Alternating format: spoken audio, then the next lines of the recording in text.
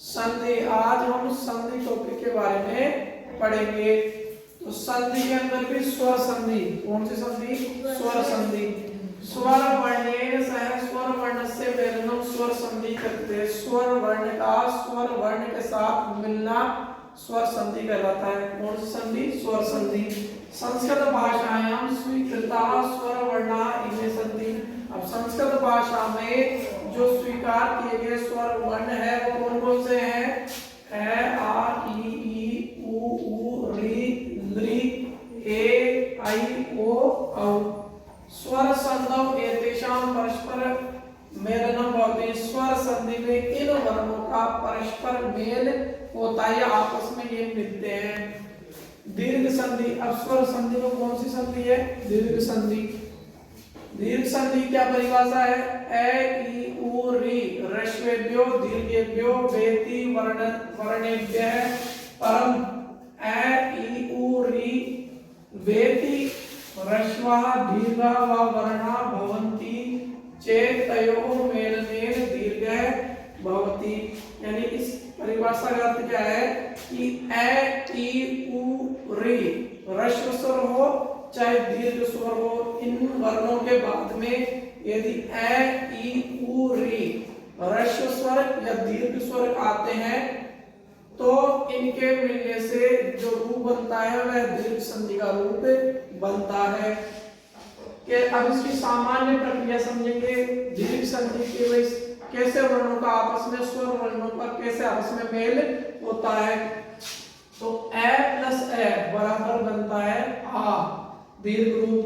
ए plus आ बराबर आ plus ए बराबर आ, E plus ई बराबर बड़ी ई प्लस ई बराबर बड़ी बड़ी प्लस छोटी बराबर बड़ी, छोटा ऊ प्लस छोटा ऊ बराबर बड़ा ऊ प्लस ऊ बराबर ऊ प्लस ऊ बराबर ऊ, फिर री प्लस री बराबर बड़ा री, री प्लस री बराबर री।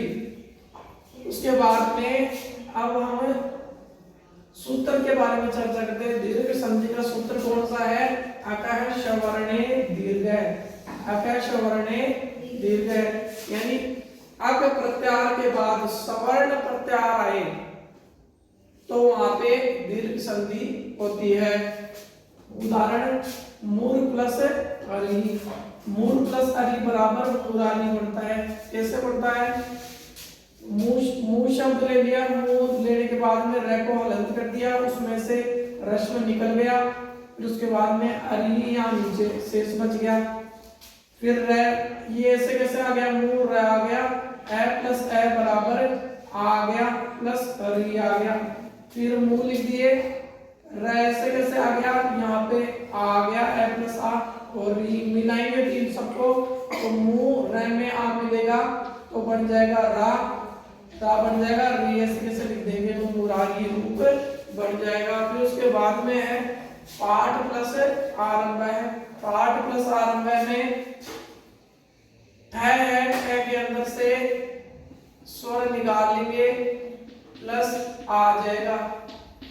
अब ए प्लस आ बराबर भी आ होता है तो ए के अंदर आ मिलेगा तो बन जाएगा ठ प्लस आ बराबर ठा। तो पा फिर उसके बाद में ठा पाठा और रंबा ऐसे कैसे आ जाएगा तो ये बन जाएगा पाठा रंबा। वैसे ही है दक्षिण प्लस ऐनम। दक्षिण प्लस ऐनम में जो न है, न को अपन जब हलंत करेंगे स्वर निकल जाएगा, स्वर निकल जाएगा न में से तो ए प्लस ए ये ए बराबर बन जाएगा आ और ये न में बन जाएगा, न में आ मिल जाएगा तो बन जाएगा णा और दक्षिणा और फिर उसके बाद में यनम आ जाएगा तो दक्षिणा यनम ऐसे ऐसे रूप बन जाएगा।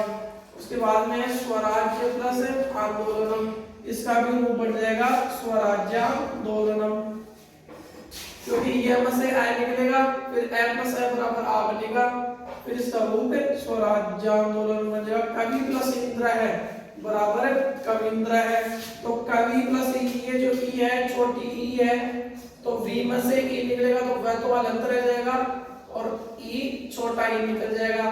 तो अब ई प्लस ई बराबर बनता है बड़ा ई। तो वह के अंदर बड़े ई की मात्रा लिखेंगे तो ये बन जाएगा v। क्या बन जाएगा v। फिर इसमें कै मिलाएंगे तो कै कै v और ये ऐसे कैसे मिला देंगे कविंद्र रूप बन जाएगा। और ऐसा ही मुनि प्लस ईश्वर है मुनीश्वर है। मुनीश्वर के अंदर न है, न के अंदर से ये छोटी ई की मात्रा निकाल ली और ईश्वर के अंदर कौन सी बड़ी मात्रा है ई की, तो छोटी ई प्लस बड़ी ई बराबर बड़ी ई। अब न के अंदर बड़ी ई मिलाएंगे तो बन जाएगा नी, यहाँ हो जाएगा मुनीश्वर। क्या हो जाएगा मुनीश्वर है। तो ये रूप किसके हैं दीर्घ संधि के रूप है। किस संधि के रूप है दीर्घ संधि के। दीर्घ संधि क्या होती है स्वर वर्ण का स्वर वर्ण के साथ मिलना। यदि स्वर वर्ण के साथ व्यंजन वर्ण आ जाते हैं तो वहां पे दीर्घ संधि नहीं होती है।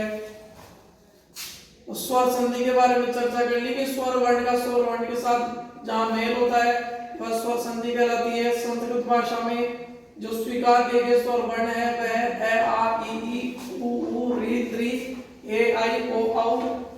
स्वर संधि में इन वर्णों का परस्पर मेल होता है। दीर्घ संधि ए ई उ री ह्रस्वेभ्यो दीर्घेभ्यो वेति वर्णेभ्य परम ए ई उ री वेति ह्रस्वा दीर्घा वर्णः भवन्ति चेत् तयोर्मेलनेन दीर्घ भवति। सूत्र आज्ञा सवर्ण दीर्घ है। उदाहरण है मूर प्लस अगी बराबर मुरारी।